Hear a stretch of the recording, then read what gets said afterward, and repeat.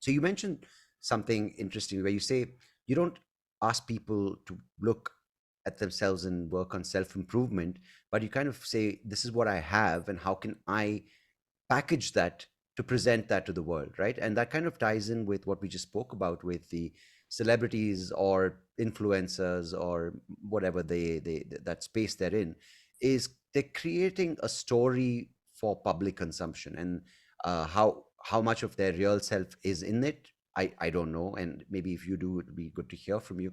But now, in a world where everyone's told that they can become famous, where everyone's in the world told that they can be the next Instagram or TikTok hero or heroine, what is um, I think the question I maybe is, everyone's trying to strive for, self improvement and becoming a better version of themselves and peak performance. You hear all these things, but how much of that is important versus recognizing and recognizing what you have and accepting what you don't have?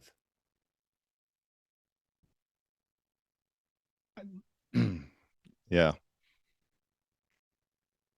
The idea that by displaying brands, by achieving a celebrity, by achieving a particular goal somewhere out into the future, that you're then going to be happy, satisfied, okay, comfortable. That is a flawed idea. And why no one understands that is the biggest puzzle to me. Mm. Because if you watch all the documentaries about all the celebrities that did achieve this high level of notoriety and success and financial success and celebrity status, and they all melted down and they weren't happy and they weren't satisfied, then you should discover finally that, well, then that cannot be the path. But we're being sold this idea that it is the path by people, again, that want to benefit from whatever it is that they're offering us to help us get there. Again, it's this whole idea that if we can tap into what people desire and we can show them that what we have will help them achieve that, then we will benefit. And now, again, hopefully they will benefit. Yeah. But if you look at the majority of people that tap into this, they don't benefit because they don't achieve that celebrity status that they're looking for, because it was an illusion to begin with. Yeah. Yeah. So that's part of what I say, what I'm talking about when I say that we both have to understand what the dance is here. On the other hand, if you say to me, hey Tom, I can help you become a better singer, and you're upfront with me and you say to me, however, if you think because of this, you're going to be on American Idol and you're going to get the next big record contract and you're going to become a multimillionaire and then you're going to live happily ever after, you're making a big mistake. That's not why you want to work with me. You want to work with me because there's something in you that wants to come out through your voice. I can help you do that for your own personal self benefit, Mm. for your own creativity, for your own love of the art. Work with me for that. But what happens is they try to tap into this other desire to try to make you think, oh yeah, you can become this, you can become that. And that's where the whole thing goes off the rails, because it's just Mm. not true. It's not true. Yeah, because as you said, there are a lot of situations where this is the case, where people really want to do it for the joy of expressing what they really love, right? Maybe through music, maybe through art, or maybe through Anything, communicating and right? anything. Cooking, charitable work, Yeah. whatever it is that's in you that wants out. There are people everywhere that can help you do that. Mm. It's when they start selling you this Hollywood version of happily ever after, Mm. that's when you have to stop and say, okay, time out. Time out. I know what the game is here. I know what they're doing. It's not true. So, but that's not what people do. They buy into it. So, as you said, it's an illusion, right? Yeah. But when you're surrounded by the illusion, and when the illusion has so much grip on and presence within all the mediums you're engaging on, whether it's your phone, your computer, your television, it's these um, various kinds of illusions, right? I mean, they're kind of all interconnected in some way of this celebrity endorsing a product or endorsing a certain way of life. Or if you go on more personalized channels, it's like, hey, I flew on this particular thing. I flew to this exotic island. I lived on this kind of, I lived in this experience for a few days. And then the message keeps getting repeated. While, of course, there are people who are smart enough to know, hey, it doesn't end well. Why are many of these people in rehab when they have so much, right? But Yeah. it's it's it's like taking a step forward but being dragged back three steps. So since someone like you works with individuals, I want to ask you, what kind of person comes to you, and in what state do they approach you? Most people that approach me are people that are high achievers that have been on this journey where they believe that there is a happily ever after place, Mm-hmm. and they're starting to wake up to the fact that that was an illusion, and Right. so they're trying to understand what happened, how they got kind of hypnotized into the process, Mm. and they're waking up to the fact that life is passing them by, and this look, you know this because you're in media, you understand media.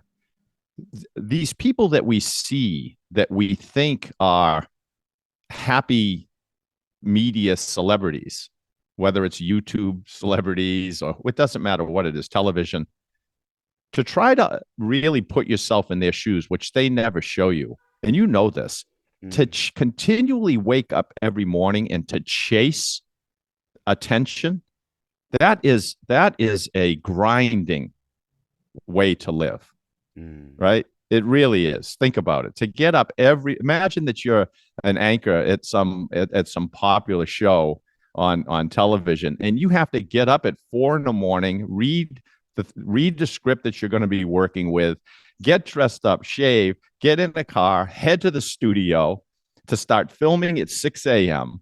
And you have to do that morning after morning after morning after morning. Mm. If you don't enjoy that, what are you doing? Yeah. If you're not enjoying what you do each day, I don't understand. Life is supposed to be enjoyed, Yeah. but that's not what people are doing. And that's who the people that come to me are the ones that say, you know what? I'm not getting up and enjoying life. I'm getting up and doing things so that someday in the future I can enjoy my life. That's Mm. the hypnosis. That's the illusion. You're missing living your life now. Just this morning I was having a talk with a friend, and we were talking about something very similar. Where I was just talking about 5 years, 6 years back, I had a job which I've never had a like been hired by a company, right? I've been pretty much doing stand up solo, and I kind of get gigs, and then I move on to the next show. I don't get shows, and it's a very cyclical thing where you have some months are good, some months are bad. But then I got this radio offer for about, it ended up being a almost year and a few months. And exactly what happened, like it was a steady income, it was pretty decent money where I could, like, my wife and I moved to our own place. And as a result, I thought when I have more steady income, it'll be a better life. But it ended up becoming a life where no regrets, but it wasn't. It was quite a lot of turmoil, and I was waking up and not enjoying looking forward to the show which I was doing. But versus today, I don't have a steady income from a job, but I wake up excited about the day. And it's Right. very strange, because you would think, and I'm just giving this example because it kind of captures what you just said. It's not that, I have a lot to put down on a resume. Like if you ask me, what are you doing nowadays? I mean, I'm like, you need to seem like you're full up on your calendar, but I'm not.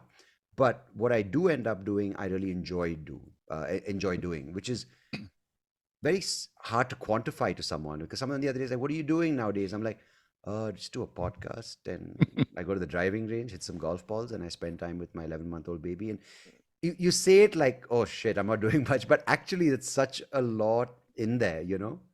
Yeah, well, you say hard to quantify. I mean, that is what's wrong with what we're doing today, is that we're measuring and quantifying and comparing. And Mm, you can't do that with joy and love and beauty and passion, and you can't quantify those things. yeah. So that's why you say it's hard. It's interesting that you brought that up. If you've ever watched the documentary, there's a documentary about the Grateful Dead, and it's really interesting because you sounded right there like Jerry Garcia, because Jerry Garcia, he what he said that it was basically a blessing that he can play music and he's never had a job. Mm, Not that he was rich. He didn't say it's a blessing that I'm rich and I have a mansion. He yeah. said it's a blessing that I'm enjoying my life and having fun, and I've never had a job. I've never had to work for anyone. That was the blessing of life. But we've lost that, because you're exactly right. What people do is we like to compare in our Mm, own minds what I have versus what I could have, what others have that I could have, and that sucks the joy out of life. absolutely. Because, I think along the lines of what you just said with what Jerry Garcia said in the documentary, someone else said, what does it mean to be wealthy, right? Or to that effect, what does it mean to be rich? Or what do you get when you're wealthy? And I think the answer was, I am in control of my own time.